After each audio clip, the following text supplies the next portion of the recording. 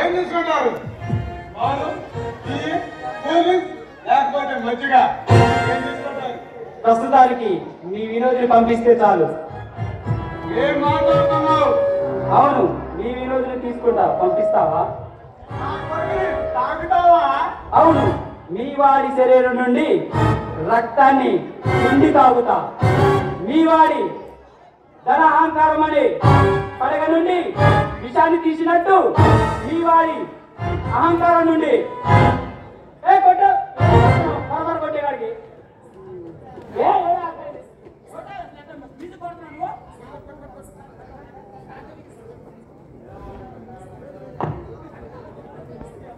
మీ వాడి రక్తాన్ని పిండి తాగుతాను.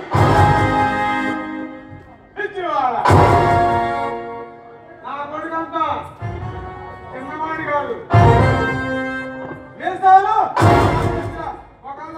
మనగాడు మీ వాడి మీసాలు పీకి మీ అరికాల్లో ఉన్నా అది తెలియని అంతం చేస్తాను.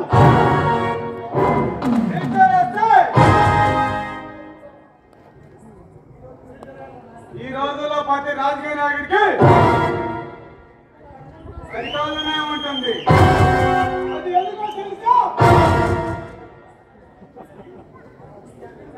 అలాగే జనాన్ని కార్యక్రమం చేసి తొక్కి లాగటానికి.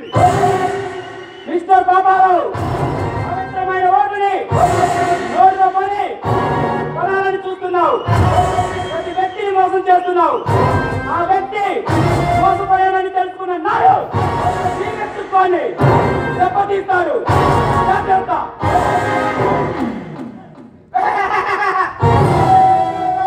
నాకు బాగా తెలుసు. ఆ వ్యక్తులంతా ఇలాంటి వాళ్ళు. అలాంటి నాలుగు మాటలు చెబితే టోటల్గా తిరిగిపోతారు తప్ప తిరిగిపోరా. పాపారావు, ఆ వ్యక్తి కాలుతో తాను వదులుతున్న ఒక్కొక్కమైన చుక్క ఎంత ఘాటుగా ఉంటుందో నీకు తెలియదు. నాకు అంతా తెలుసు. ఎస్ఐ గారు ఏమిటైంది మీకే. ఈ పనివాడి తెలుసు. నాకు బాగా తెలుసు. పాపారావు, నీ ఇష్టం వచ్చినట్టు మాట్లాడితే ఊరుకునేలేదు. మర్యాదగా నీ కొడుకు ఈరోజు ఎక్కడున్నావో చెప్పు.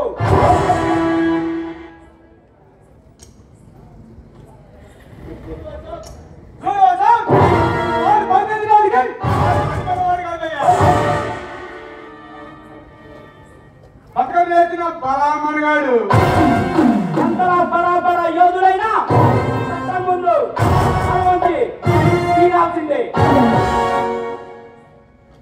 నీ కొడుకు ఒక అమ్మాయిని రేప్ చేసిన నేరం కింద అరెస్ట్ చేస్తున్నాను. ఆ కొడుకు ఒక అమ్మాయిని రేపు చేయటమా? వాడి సీమ కూడా ఆయన చేయలే, గాంధీ చేయడం పుట్టినవాడయ్యా. వాడు గాంధీయో కేసులకు వచ్చి చెప్పు.